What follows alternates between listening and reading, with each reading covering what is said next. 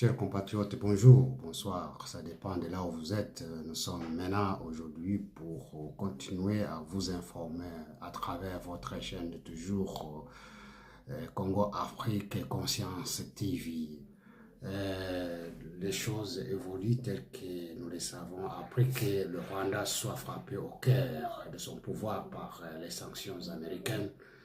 Et voilà, les choses bougent, malgré qu'ils sont en train de se dire, de se renforcer le moral, mais nous dirons que les choses tournent autrement. Vous savez qu'il est difficile que le régime de Kagame se maintienne encore pour longtemps, du fait que ces hommes sont aussi sanctionnés par le Trésor américain. Et voilà, le Sénat américain vient aussi d'appuyer ces sanctions et ils disent que ces sanctions doivent continuer et de faire pression sur Kagame afin de retirer ses troupes de la République démocratique du Congo. S'il s'arrive à s'entêter, il aura pour son compte. Nous prions le bon Dieu qu'il puisse raffermir son cœur afin de se maintenir encore une fois de plus et plus longtemps en République démocratique du Congo. Et cela permettra au gouvernement Trump, à l'administration Trump et au Trésor américain et d'autres partenaires américains de taper fort sur Kagame. Et cela constituera la chute totale de M. Kagame. Tant que Kagame est encore au pouvoir au Rwanda, rien du tout ne pourra se faire de bon. C'est quelqu'un, c'est un sanguinaire, c'est quelqu'un qui vit avec du sang, c'est lui qui se nourrit avec du sang, et celui-là n'a que l'esprit de continuer toujours à faire du mal. Il se nourrit le minerai de la République démocratique du Congo. Cela lui permet de faire tout ce qu'il est en train de faire. C'est ainsi que ces quatre hommes forts du pouvoir de M. Kagame, une fois sanctionnés, ils ne peuvent pas utiliser les dollars, ils ne peuvent pas faire des transactions, ils ne peuvent pas faire autre chose qu'en faisant appliquer la monnaie américaine. Donc cela constitue une barrière, un obstacle majeur pour ces hommes d'évoluer. Et vous savez que c'est l'armée rwandaise qui est le premier à être frappé. Il ne peut pas s'approvisionner en munitions, en armes, et tout cela se fait par des transactions monétaires qui est le dollar. Et comme ils ne peuvent pas avoir l'accès sur leur compte en dollars, cela pourra être tellement difficile que ce pouvoir puisse résister encore. Nous attendons ces questions du temps, ces questions de jours, ces questions de certaines accélérations de tous côtés, et cela pourra permettre à ce que les choses aillent plus vite et que le pouvoir puisse tomber. Donc, il revient aux Rwandais de saisir cette occasion et de voir comment s'y mettre afin qu'il y ait un homme fort qui pourra réagir et faire partir cet homme. Chers compatriotes, nous devons féliciter le Sénat américain qui vient de rehausser le ton sur Kagame afin d'appliquer, de respecter les accords de Washington, celui de mettre fin à cette guerre. Donc Kagame doit faire partir ses troupes de la République démocratique du Congo. Même si il a dit un mot là-dessus, comme quoi il accepte de retirer ses troupes, mais nous constatons sur le terrain que ce n'est pas le cas. Donc il faudra nécessairement faire une autre pression pour que cela puisse se faire.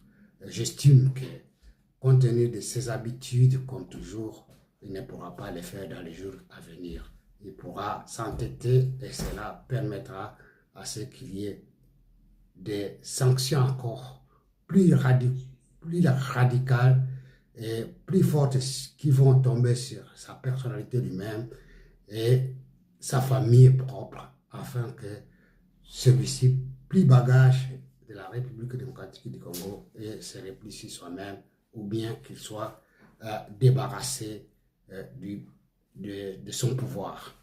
Chers compatriotes, nous devons suivre de très près. Vous savez que le Sénat aussi a renforcé ses dires en disant que le gouvernement congolais est celui du gouvernement aussi américain, Trump, de pouvoir se mettre en place, de voir dans quel mécanisme de renforcer ces accords afin que ces sanctions soient réelles sur ces personnages pour enfin qu'ils puissent accepter de quitter la République démocratique du Congo. C'est ainsi que nous disons au président de la République et le gouvernement de s'appuyer sur les différents mécanismes, c'est-à-dire la voie diplomatique, la voie de renforcement des troupes, de nos troupes sur le terrain, afin de continuer à taper fort sur l'ennemi et de renforcer aussi les mécanismes de la justice et d'autres mécanismes qui ont été arrêtés afin que cet homme puisse être anéanti une fois pour toutes. Et le M23 comme étant le supplétif ainsi que le AFC puissent aussi comprendre qu'ils n'ont plus de soutien, ils n'ont plus d'appui nécessaire afin qu'ils puissent continuer à faire le mal. Et vous le savez, il y a des rapports qui sont en train de se confirmer, de dire tout ce qui a été commis comme massacre à Uvira. Et nous estimons que ces rapports seront publiés dans les jours à venir pour mettre Kagame devant ses responsabilités de crimes qu'il a commis en République démocratique du Congo à travers ses supplétifs, les M23. Chers compatriotes, la situation se complique, même si cet homme continue à s'entêter. Je crois que les jours à venir pourront nous donner raison de ce qui a été dit et de ce qui s'est fait pratiquement sur le terrain. Chers compatriotes, c'est ça les choses telles que nous les suivons aujourd'hui. Nous allons parler aussi de la conférence, de ce qui a été retenu lors de la conférence épiscopale de l'Église catholique au Congo. Nous allons parler aussi un peu de la sortie médiatique de M. Bahati Lukwebo vis-à-vis de la constitution des belligérants.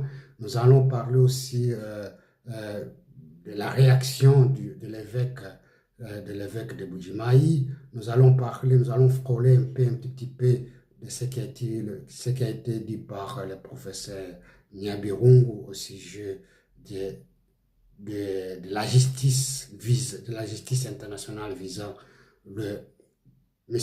Kagame et ses supplétifs. Nous allons parler un petit peu des éléments de M23 tels que comment ils se comportent sur le terrain et le comportement de FARDC ainsi que de Wazalendo vis-à-vis à ces attaques multiples des ennemis de notre pays. Chers compatriotes, pour aller plus rapidement au sujet de la CENCO, nous avons suivi que dernièrement, ils se sont réunis dans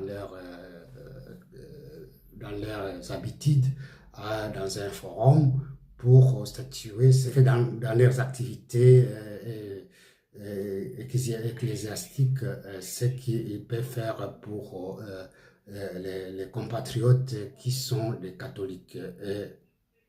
Et vous savez, nous avons suivi tout ce qui a été dans le temps, les déclarations de M. Cholet, Mouteba et Ambongo, qui ne cessent pas de défendre l'ennemi dans leur malversation, dans leur tuerie, dans leur comportement sur le terrain, et qui continuent toujours à dire qu'il y ait nécessairement une rencontre, un dialogue autour d'une table afin de mettre à terme tout ce qui est de laver tout ce qui a été fait par nos ennemis, malgré qu'ils ont tué le compatriote, qu'ils ont violer des femmes, violer des enfants, et le massacre qu'ils ont commis vis-à-vis de nos compatriotes. Mais la Senko, à travers ces trois hommes, ils sont en train de dire ce qui ne peut pas se dire en tant que les hommes qui disent des hommes d'église. Et au stade actuel, nous leur demandons tout simplement de doter la toge afin de faire concrètement la politique, puisque c'est l'air, c'est ce qui trouve le mien, que de défendre, que de dire le mal quand il faut le dire, et de dire le bien quand il faut le dire, mais ils consolident les efforts du mal. Par conséquent, ils ne sont pas considérés comme, à notre avis, et aux gens qui sont éveillés d'esprit, que ce sont des hommes d'église. Donc, il y a eu une déchirure qui s'est faite au niveau de l'ère de la Senko. Il y a l'archevêque l'évêque de Bujimaï qui a réagi sur le comportement de ces trois hommes les hommes en soutane, qui n'hésitent pas à appuyer les hommes qui ont pris des armes, les hommes qui ont massacré les autres, nos compatriotes. C'est comme s'ils n'étaient pas aussi les leurs. De toutes les façons, l'évêque de Bujimaï a dit que nous devons nous conformer à ce qui est, biblique, à ce qui est la volonté de Dieu, de dire ce qui est vérité et de ne pas tomber dans le mensonge afin de consolider le mal qui s'est fait par nos ennemis. Et il a dit tout haut, et même s'il avait écrit la lettre à ces gens, à Mouteba, à Ambongo, à Chole, et voilà, comme le mal pour le masquer, il continue à essayer un peu de sortir de ces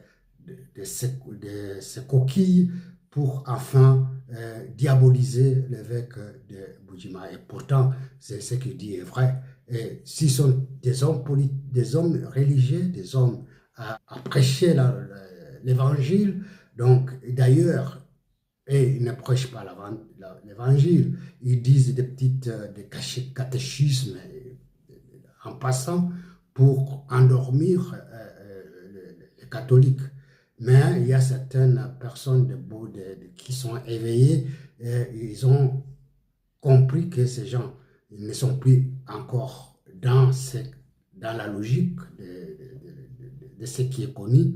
Ils continuent à appuyer, à consolider les ennemis pour la République. Par conséquent, les églises sèchent.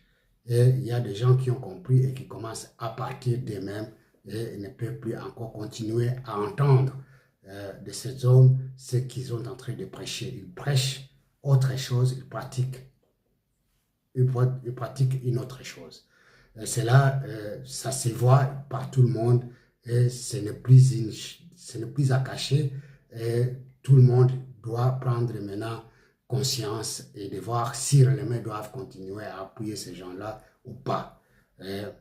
Donc, il ne faut pas il faut éveiller nos consciences de ne plus tomber à soutenir les gens qui n'ont plus de valeurs humaines, qui ne comprennent pas la douleur des autres, qui ne sont pas à la page de la réalité des choses.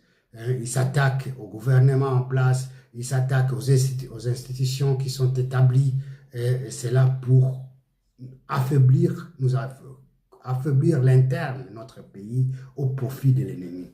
Ce sont les gens que nous ne pouvons à jamais prêter l'oreille.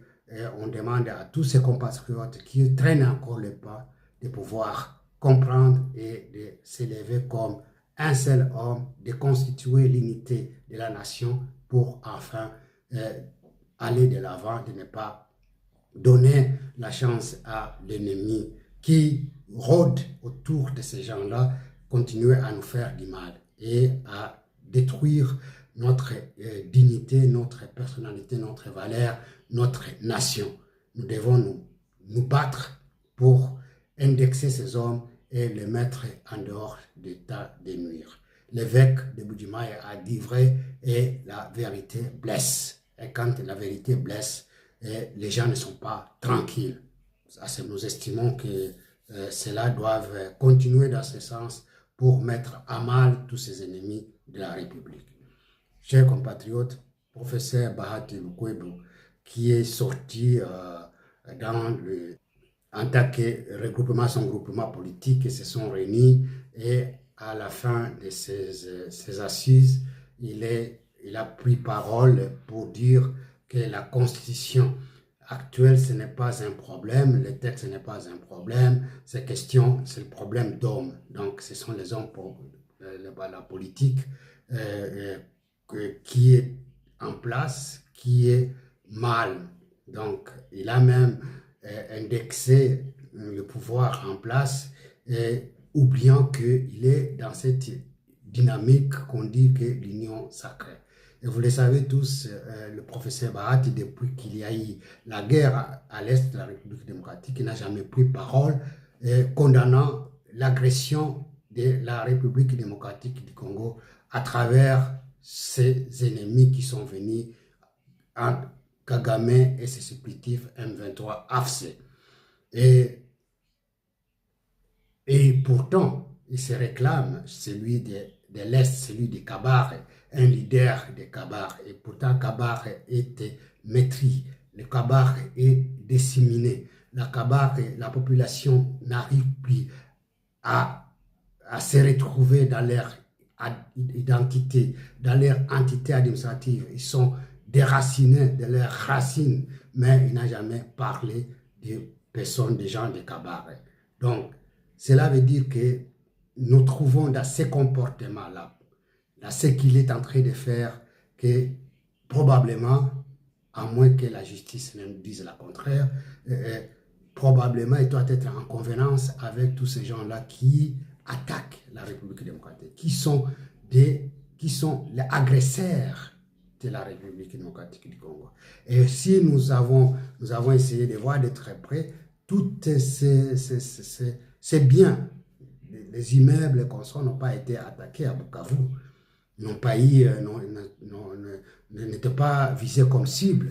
Donc cela veut dire, ça implique quelque chose qui se cache sous roche et qu'aujourd'hui nous devons dire haut de ce qui est en train de faire. Maintenant, aujourd'hui, il sort, commence il trouve l'occasion de parler, puisqu'on parle aujourd'hui de la Constitution qui aujourd'hui, qui est en discussion. Donc les gens qui sont éveillés, les hommes les intellectuels congolais se mettent ensemble pour essayer d'analyser ce qui a été fait. La loi fondamentale qui a été votée en 2006, c'est une loi fondamentale qui a été conçue sur mesure par le belligérant et qui, au stade actuel, le Kwebo refuse de reconnaître cet aspect. Et cela veut dire qu'il se retrouve dans cette constitution qui met à mal la nation congolaise. Il se retrouve dans ce texte. Et si nous analysons de très près l'article 10, qu'est-ce qu'il dit? Et que lui-même, en tant qu'homme politique, averti et qui continue à appuyer tout ce qui a été fait. Et vous le savez, cette constitution est venue à partir de Sainte-City, les rebelles qui ont pris des armes, qui ont tué, qui ont massacré, se sont retrouvés pour constituer un gouvernement de 1+4. Et nous savons de là où ça nous a amené jusqu'aujourd'hui. Et ils ont mis à leur guise cette constitution qu'on a mis au référendum en 2006. Et ce texte fondamental doit être... Il y a des articles qui disent qu'on peut, au fil du temps, revoir cette loi fondamentale. Ça n'exclut pas que ce texte ne peut pas être revu. Et si aujourd'hui, au lieu qu'il fait une contribution, qu'il donne sa contribution, elle sait à quelle personne il peut s'adresser pour pouvoir donner sa contribution réelle, mais il s'attaque aux médias, il s'attaque aux autorités de l'État, de dire que ce n'est pas question du texte, ce n'est pas question de la Constitution, c'est question d'homme. qu'est-ce qu'il a déjà fait? Qu'est-ce qu'il a fait pour sa nation propre? Qu'est-ce qu'il a déjà fait pour le peuple pour qui s'est mère à Kabare? S'il se retrouve, ce sont des gens qui lui ont donné le mandat. Qu'est-ce qu'il est en train de faire pour ce peuple-là de Kabare? La Constitution lui donne la possibilité, il est au Sénat, il est le vice-président du Sénat. Et là, cela lui permet de faire certains gestes auprès de son lectorat. Mais au contraire, nous remarquons autre chose que ça, chers compatriotes. C'est vraiment, les choses commencent à se faire remarquer, les gens commencent à se dévoiler d'eux-mêmes, dévoiler de leur face. Ce n'est pas encore tard. Tout le monde sortiront de leur coquille ils seront démarqués et nous demanderons à la justice, compte tenu de ces éléments qu'ils ont détiennent, de pouvoir faire son travail. On ne peut pas laisser ces gens-là continuer à saboter les efforts du gouvernement. Chers compatriotes, nous saluons tout effort qui pourra mettre à mal tous ces gens-là qui ont contribué, qui ont conjugué avec l'agresseur et qui n'ont jamais dit mot si c'est cet agresseur, que la justice puisse s'en occuper. Chers compatriotes, c'est ça un peu ce que nous pouvons pour mettre à mal. Je vois mal comment les choses pourront se régler d'un coup de magique. Il faut que la justice soit faite à toute personne qui a pris des armes pour tuer, massacrer et faire du mal à la République démocratique du Congo. Et vous le savez tous que les responsables du Sénat américain et d'autres autorités américaines, ils ont confirmé noir sur blanc, et même l'ambassadeur du Rwanda auprès des Nations Unies, il a dit haut que le M23 a eu un appui logistique, un appui matériel, un appui de commandement qui était venu du gouvernement rwandais, donc de RDF, de l'armée rwandaise. C'est ainsi que les sanctions s'est abattues sur d'abord l'armée rwandaise. Donc c'est l'armée rwandaise que nous devons affaiblir à tout prix, afin que celle-ci prenne ses responsabilités au niveau du Rwanda et de faire mal à Kagame lui-même, qui est l'initiateur de ce mal. Il faut que ce mal retourne sur lui-même. Il faut que ce mal qu'il a causé aux autres puisse lui attraper le temps et la vérité, et le meilleur allié de la vérité. Et la vérité lui attrape à ce moment. Chers compatriotes, c'est ça ce que nous pouvons dire sur les sanctions, nous encourageons le gouvernement américain d'accélérer les choses pour que Kagame comprenne une fois pour toutes ce qu'il a dit, ce qu'il a fait du mal pour la République démocratique du Congo. Nous appuyons aussi les institutions du pays de poursuivre ces efforts afin que le mal qui a été commis au peuple congolais soit jugé, que ces personnes soient jugées par ce qu'ils ont fait, par ces actes, qui pourra faire réparation de tout ce qui a été fait. Et tout le monde doit se plier à cette justice. Et chacun pourra répondre d'une façon ou d'une autre.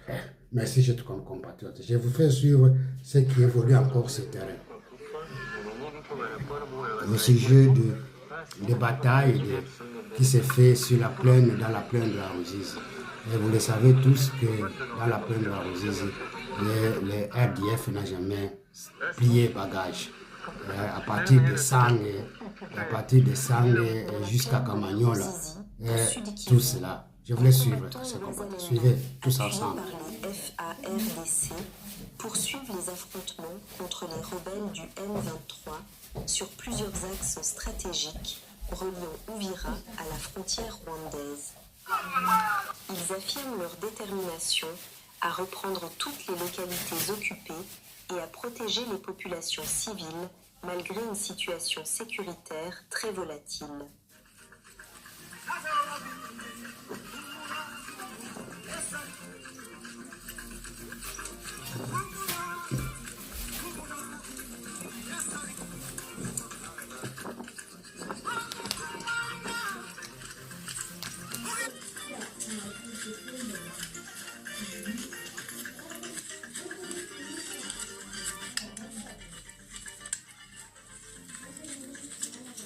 Congolaise, FARDC, a porté un coup sévère. Nous disons qu'à Ituri, il y a eu les gouvernements des forces armées congolaises ont porté un coup dur sur la rébellion de M. Thomas Lubanga. Donc nous avons récupéré les armes qui ont été cachées dans ces coins-là. Les M23, ces RDF sont en train de piller la localité de Kazanza à Rutshuru, compte tenu du fait qu'ils ne sont pas payés, ça fait un bout de temps, et ils sont en train de s'emparer des biens matériels et les emporter au Rwanda. Mais dans la plaine d'Arusha, les efforts des FARDC et des Wazalendo sont en train de faire du mal à M23 AFC. On est en train de les poursuivre jusqu'à les ramener de là où ils sont venus. C'est ainsi que nous mettons fin aujourd'hui et nous vous demandons, chers compatriotes, de liker et de nous conforter dans tout ce que nous sommes en train de faire. Et je demande, et c'est là, nous vous disons merci et à la prochaine occasion. Merci beaucoup et bonne journée chez vous.